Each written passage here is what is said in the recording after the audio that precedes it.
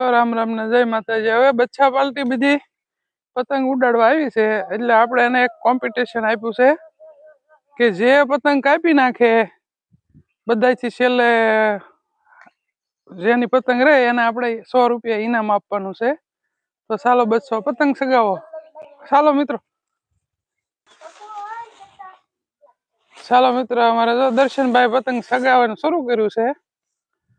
ઓલપા સુમિતભાઈ મહેનત કરે છે, એની ઓલપા યુવરાજભાઈ બેઠા બેઠા હજી કાની બાંધે છે। ચાલો કોણ જોઈએ કોણ કોની પતંગ કાપી નાખે। ચાલો મિત્રો, જો પતંગની શરૂઆત થઈ ગઈ છે।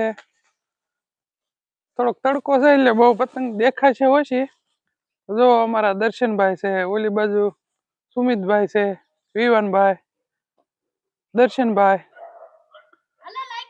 ચાલો કોનો ગયો, હાલો કેતા જજો।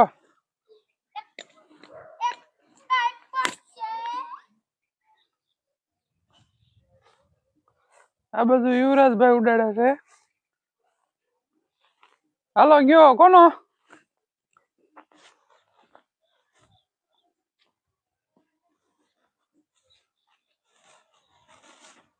હાલો ગયો કોનો ગયો, યુવરાજભાઈ નો ગયો।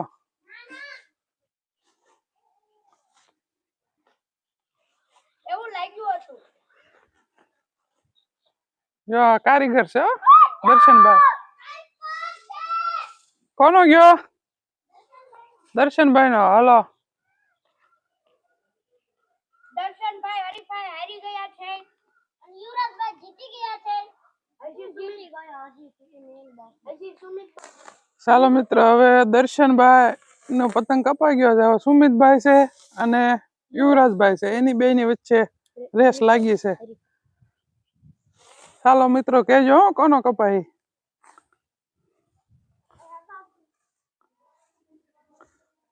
યુવરાજ નો પતંગ માથે, સુમિતભાઈ। ચાલો મિત્રો, યુવરાજભાઈ ને કપાણો, સુમિતભાઈ વિજેતા થયા છે। ચાલો મિત્રો, આપણે દર્શનભાઈ, કેમ દર્શનભાઈ તમારી પતંગ કપાઈ ગઈ?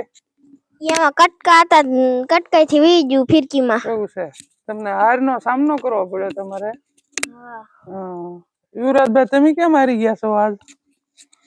મારે છે ને કાંગિત્રા બોટ થઈ ગયા। કાંગિત્રા બોટ થઈ ગયા હતા। સુમિતભાઈ વિજય થયા છે, એને આપણે ઇનામ આપશું અને એને વધાવશું। લો સુમિતભાઈ જીતી, તમને આમ કેવો હરખ થાય છે? લો ઇનામ, હરખ થયો?